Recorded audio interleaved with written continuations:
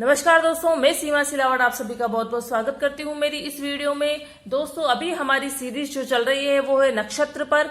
और आप सोच रहे होंगे कि नक्षत्र की जो इम्पोर्टेंस है वो इतनी ज्यादा क्यों है। क्योंकि अगर आप किसी भी व्यक्ति के व्यक्तित्व के बारे में संपूर्ण जानकारी चाहते हैं या उसके स्वभाव के बारे में, उसके जीवन में जो घटनाएं घटी है उसके बारे में संपूर्ण प्रिडिक्शन चाहते हैं, तो उसके लिए नक्षत्र को पकड़ना बहुत ज्यादा जरूरी है। ज्योतिष के डेप्थ तक अगर आपको जाना है तो उसके लिए भी नक्षत्र को जानना बहुत ज्यादा जरूरी है। क्योंकि नक्षत्र को अवॉइड अगर हम करते हैं तो सिर्फ हमारा जो एनालिसिस है, हमारा जो प्रिडिक्शन है, भविष्यवाणी है, वो सिर्फ जो लग्न राशि में 12 राशियां हैं उन्हीं तक सीमित रह जाएगा। और यहाँ हमारी जो भविष्यवाणी है उसमें कहीं ना कहीं कुछ न कुछ कमी जरूर रह जाएगी। इसलिए नक्षत्र को शामिल करना बहुत ज्यादा जरूरी है प्रिडिक्शन के लिए। और फिर बात आती है कि हमारे हिंदू धर्म में जो तीज त्योहार होते हैं, जो शादियां होती हैं या जो हमारे छोटे मोटे जो भी शुभ कार्य होते हैं, उन सभी के लिए मुहूर्त देखा जाता है और मुहूर्त निकाला जाता है नक्षत्र से। तो अगर हम नक्षत्र को अवॉइड करते हैं तो ये जो सारी चीजें हैं वो कहीं ना कहीं छूट जाएगी। इसीलिए नक्षत्र का बहुत ज्यादा महत्व है। और आज हम बात करेंगे अश्लेषा नक्षत्र की। ये 9वां नक्षत्र है। अश्लेषा नक्षत्र जिन नक्षत्रों पर राशि का प्रारंभ या अंत होता है या इसके साथ ही इन नक्षत्रों के चरण का प्रारंभ या अंत होता है तो वे गंड नक्षत्र कहलाते हैं। इन्हें गंडात, मूल या घातक नक्षत्र भी कहते हैं। इनका प्रारंभ अश्विनी, मघा, मूल से भी माना जाता है। अधिकतर जो वैदिक ज्योतिष है अश्लेषा नक्षत्र को, जो 27 नक्षत्र है उसमें से सबसे भयानक नक्षत्र मानते हैं।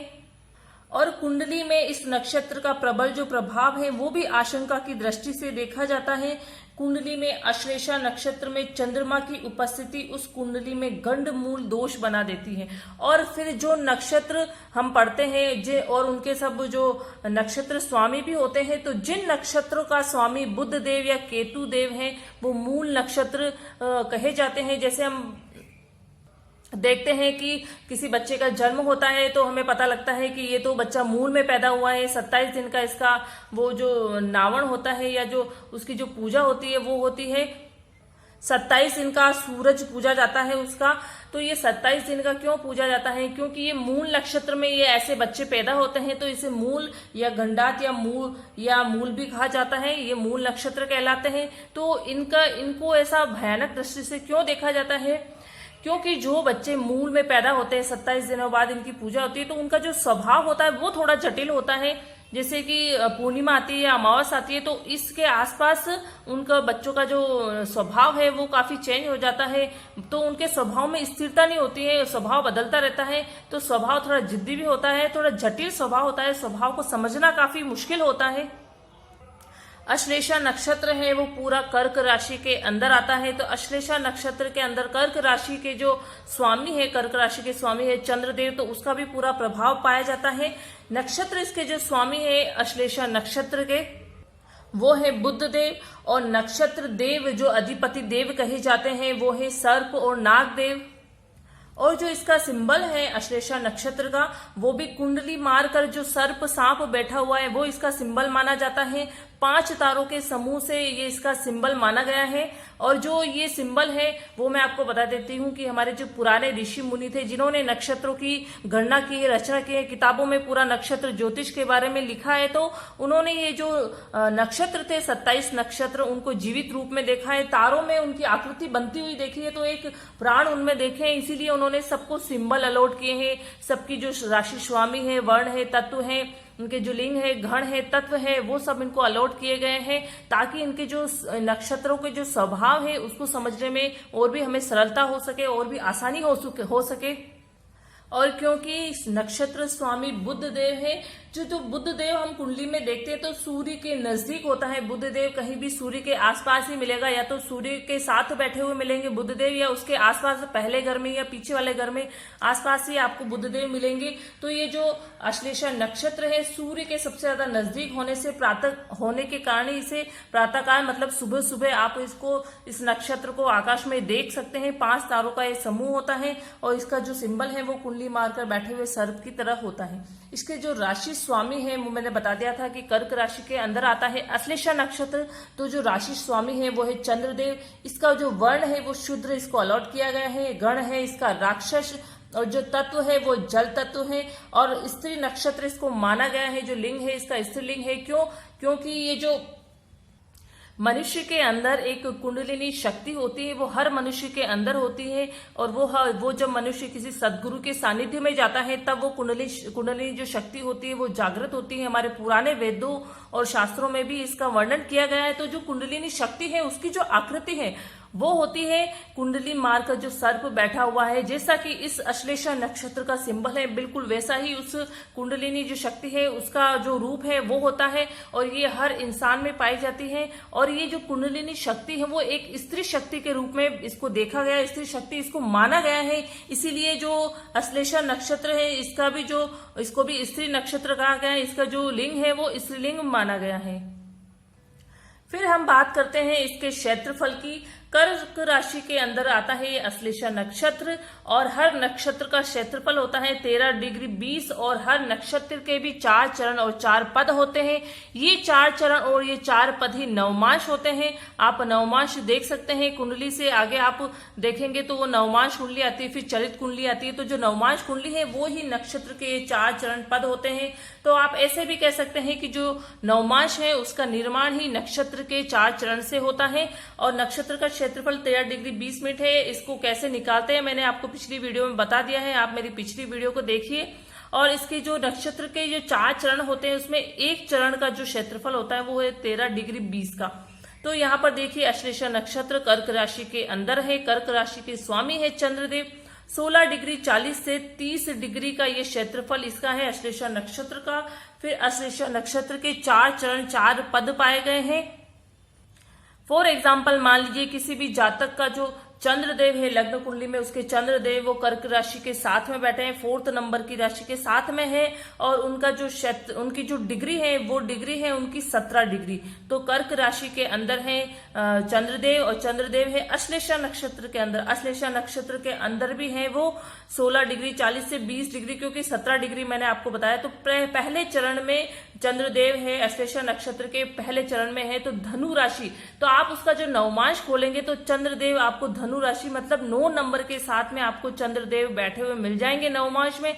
तो जब चंद्रदेव 17 डिग्री के होंगे तो जो अश्लेषा नक्षत्र है अश्लेषा नक्षत्र का भी प्रभाव उस पर होगा। और फिर नवमांश में या फिर नक्षत्र के चरण में अगर हम देखें तो धनु राशि का स्वामित्व, धनु राशि का जो प्रभाव है चंद्रदेव पर अवश्य होगा। फिर बात आती है नक्षत्र के दूसरे चरण की।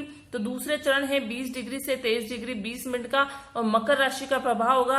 अगर 20 डिग्री से 23 डिग्री 20 मिनट के बीच में अगर चंद्रदेव हुए या कोई भी दूसरा भी ग्रह हुआ तो नवमांश में वो मकर राशि के साथ होंगे और मकर राशि का प्रभाव उस पर रहेगा। 23 डिग्री से 20 से 26 डिग्री 40 का तीसरा चरण है और कुंभ राशि का इस पे प्रभाव रहेगा। और 26 डिग्री से 40 से 30 डिग्री तक मीन राशि का प्रभाव रहेगा और ये चौथा चरण है। वैसे नक्षत्र में सबसे ज्यादा चंद्रदेव को ही हम देखते हैं, क्योंकि चंद्रदेव है वो सबसे ज्यादा मूवेबल ग्रह है। और चंद्रदेव से किसी भी व्यक्ति का अगर हम स्वभाव जानना चाहते हैं तो मन का प्रतीक होता है चंद्रदेव, तो चंद्रदेव को ही हम देखते हैं। इसीलिए फॉर एग्जाम्पल मैंने आपको चंद्रदेव बताया है कि अगर हम चंद्र को देखते हैं कर्क राशि के अंदर, उसकी डिग्री देखते हैं तो कौन से नक्षत्र में है वो आप देख सकते हैं। नवमांश में कहाँ है तो वो देख सकते हैं। नवमांश का भी बहुत ज्यादा प्रभाव पड़ता है, क्योंकि लग्न राशि में जो ग्रहों की दशा अंतरदशा चल रही है और वो ग्रह नवमांश में कहाँ बैठे हैं तो उन ग्रहों का भी प्रभाव पड़ेगा। उन ग्रहों से भी रिलेटेड रिजल्ट आपको जरूर मिलेंगे। इसीलिए नवमांश भी देखना जरूरी है। और नवमांश का तो निर्माण ही नक्षत्र से ही हुआ है, तो ऐसे आप कोई भी दूसरा ग्रह भी देख सकते हैं। फिर बात करते हैं हम कि जो जातक अश्लेषा नक्षत्र में पैदा होते हैं उनका स्वभाव कैसा होता है। क्योंकि अगर किसी भी व्यक्ति के व्यक्तित्व के बारे में जानना चाहते हैं तो सबसे पहले इसके स्वभाव को पकड़ना बहुत ज्यादा जरूरी है। तो स्वभाव अगर हम देखेंगे तो यहाँ पर कर्क राशि के अंदर है अश्लेषा नक्षत्र और कर्क राशि के अंदर है तो चंद्रदेव का भी प्रभाव उसमें होगा। देन उसके बाद अश्लेषा नक्षत्र, अश्लेषा नक्षत्र का जो स्वामी है नक्षत्र स्वामी वो है बुध देव, तो बुध देव का भी स्वभाव उसमें पाया जाएगा।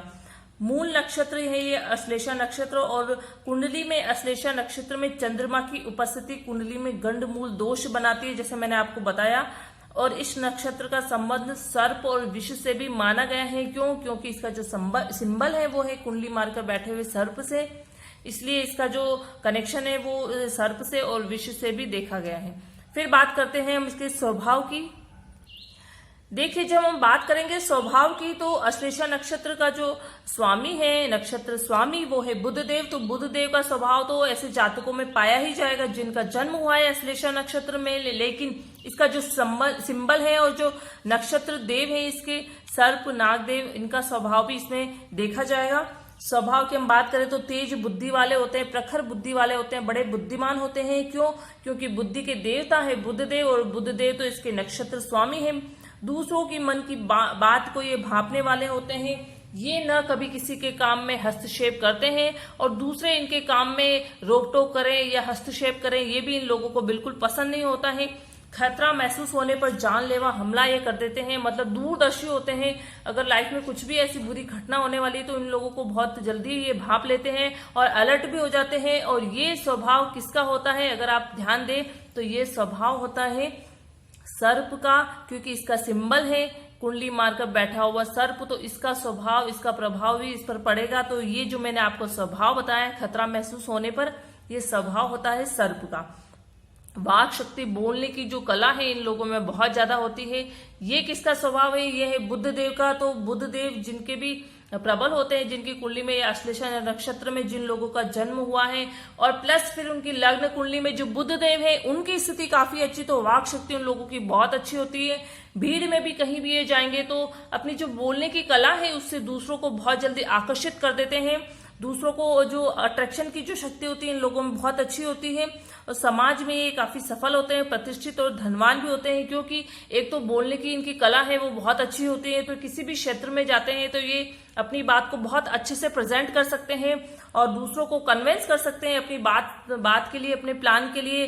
तेज बुद्धि भी होती है, क्योंकि बुद्धि के देवता है बुध देव, तो बुद्धिमान होते हैं। तो ऐसे लोग अगर बहुत अच्छी लाइन कोई पकड़ लें या प्रोफेशन या करियर के व्यू से, तो बहुत ही सफल और प्रतिष्ठित धनवान भी होते हैं।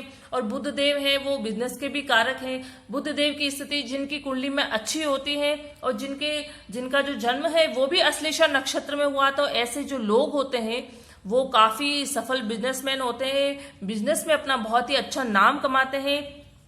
ये थोड़े से गोपनीय होते हैं, अपनी मन की बात किसी से शेयर नहीं करते हैं, जो अपनी बात होती है वो अपने मन में ही रखते हैं। वैसे इनको बातें करने का बड़ा शौक होते हैं, वाक शक्ति इनकी बहुत अच्छी होती है, मैंने बताया आपको, बोलने की कला बहुत अच्छी होती है। लेकिन जो अपनी जो रहस्य की बातें होती है या जो अपना जो सीक्रेट होता है वो अपनी खुद ही अपने अंदर ही दबा के बैठते हैं, किसी से शेयर नहीं करते हैं जल्दी से। षड्यंत्रकारी भी होते हैं, क्योंकि ये जो षड्यंत्रकारी है, ये जो स्वभाव है वो सर्प से मिलता है। रहस्यों को गुप्त रखते हैं, मैंने आपको बताया अभी, और मन की बात ये कभी भी किसी से शेयर नहीं करते हैं। अगला पॉइंट है कि नकारात्मक पक्ष। अगर बुधदेव की स्थिति आपकी कुंडली में अच्छी नहीं है, अश्लेषा नक्षत्र में जातक का जन्म हुआ है, लेकिन अगर बुधदेव की स्थिति अच्छी नहीं है, 6, 8, 12 में है, या बुधदेव नीच के हो गए हैं या अस्त हो गए हैं, 0 डिग्री हैं, या खुद नीच राशि के साथ में बैठे हैं, इन सारी कंडीशन में बुधदेव हो जाते हैं मारक हो जाते हैं, या ऐसे कह दीजिए कि आप उनकी स्थिति अच्छी नहीं है, तो इस स्थिति में जातक चालाक होता है। चालाक क्यों होगा? क्योंकि बुधदेव इसके स्वामी है, तो बुद्धि से तो काफी तेज है, लेकिन उसको जो डायरेक्शन है वो सही डायरेक्शन में अपनी बुद्धि का यूज नहीं करेगा, वो गलत डायरेक्शन में करेगा। तो जब गलत डायरेक्शन में करेगा तो वो चालाक हो जाएगा। बुद्धिमान अलग होता है और चालाक अलग होता है, क्योंकि जो बुद्धिमान होता है वो अपनी बुद्धि का सही यूज करता है, वो खुद को भी उससे बेनिफिट होता है, दूसरों को नुकसान नहीं होता है। लेकिन जो चालाक होता है वो सिर्फ खुद का स्वार्थ सिद्ध करता है, अपनी चालाकी से दूसरों को हानि पहुंचाना चाहता है, अपना ही लाभ कमाना चाहता है। तो ऐसे समय में जहां तक चालाक हो जाते हैं, स्वभाव उनका काफी क्रूर हो जाता है। जबकि जो बुधदेव है वो काफी सौम्य ग्रह है, बहुत सौम्य स्वभाव होता है जिनकी कुंडली में बुधदेव की स्थिति अच्छी होती है। लेकिन अगर बुधदेव की स्थिति अच्छी नहीं है तो क्रूर स्वभाव हो जाता है, व्यर्थ भ्रमण करने वाले हो जाते हैं, व्यर्थ धन गंवाते हैं, फालतू खर्चा करते हैं, आलसी भी थोड़े हो जाते हैं, स्वार्थी हो जाते हैं। मैंने आपको बताया, क्योंकि वो चालाक होगा अगर इंसान तो स्वयं का ही वो लाभ देखेगा, स्वयं का ही वो हित देखेगा। तो ऐसी कंडीशन में वो स्वार्थी हो जाएगा, धोखा देने की उसकी प्रवृत्ति हो जाएगी, भाई कि दूसरों को नुकसान पहुंचाऊं, मैं खुद का लाभ कमा लूं। तो ऐसी उसकी प्रवृत्ति हो जाती है, स्वार्थी हो जाता है, वो खुद के स्वार्थ के बारे में ही सोचता है, धोखा भी दे सकता है। और वाक पाटुता से, क्योंकि वाक शक्ति उन लोगों की बहुत अच्छी होती है, बोलने की शक्ति, दूसरों को बहुत अपनी बातों से कन्विंस कर लेते हैं, अपने अधिकार में कर लेते हैं दूसरों को। तो ऐसे से दूसरों सामने वाले को फंसाने की कोशिश करते हैं और अपना मतलब निकाल लेते हैं, षड्यंत्रकारी बन जाते हैं। और षड्यंत्रकारी, जैसे मैंने आपको बताया ऊपर, उनके स्वभाव में भी बताया था और इसमें भी है कि वो षड्यंत्रकारी बन जाते हैं। लेकिन यहाँ पर ये जो यूज करते हैं, षड्यंत्रकारी जो बनती है, तो यहाँ पर ये जो यूज करते हैं इस बात का, वो अपना मतलब निकालने के लिए करते हैं और अपने लाभ के लिए भी ये दूसरों को भी हानि पहुंचा सकते हैं। तो ये जो नकारात्मक पक्ष बताया है वो तभी होता है जब बुध देव की स्थिति अच्छी नहीं हो, खराब हो बहुत ज्यादा बुध देव की स्थिति कुंडली में। और सबसे ज्यादा होता है कि जब 6, 8, 12 में बैठे हैं और नीच के हो गए हैं बुध देव, तब सबसे ज्यादा खराब स्थिति हो जाती है बुध देव की। तब ये नकारात्मक पक्ष देखा जाता है जातक के जीवन में। लेकिन अगर बुधदेव की स्थिति अच्छी है, तो मैंने आपको बताया कि इसका जो सिंबल है वो है कुंडली मारकर बैठे हुए सर्प की। और जो हमारे हर इंसान के अंदर कुंडलिनी शक्ति होती है, एक स्त्री शक्ति होती है, उसका भी सिंबल ऐसा ही होता है, कुंडली मारकर बैठे हुए सर्प की।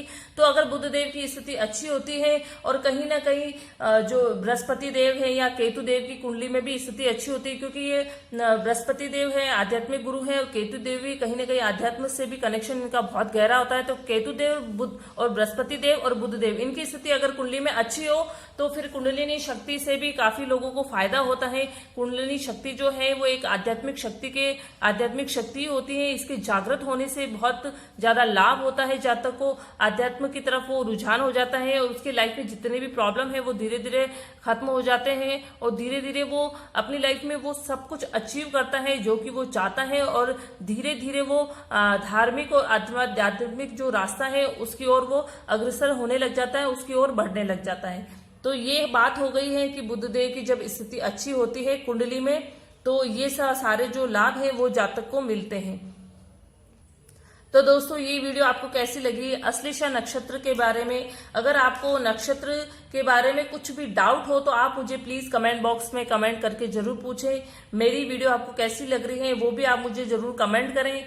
मेरी वीडियो को ज्यादा से ज्यादा लाइक करें, शेयर करें। और अगर अभी तक आपने मेरे चैनल को सब्सक्राइब नहीं किया है तो प्लीज मेरे चैनल को सब्सक्राइब जरूर करें, ताकि मैं कुछ भी ज्योतिष शास्त्र से संबंधित जो भी जानकारी है मैं कोशिश करती हूँ कि बहुत ही इजीली और सिंपल लैंग्वेज में आपको समझा सकूं। तो वो जो सारी जानकारी है वो आप तक पहुंच सके और आप उस जानकारी का पूरा से पूरा लाभ ले सकें। मेरी वीडियो को इसलिए आप जल्दी से जल्दी सब्सक्राइब जरूर करें। Okay, thank you.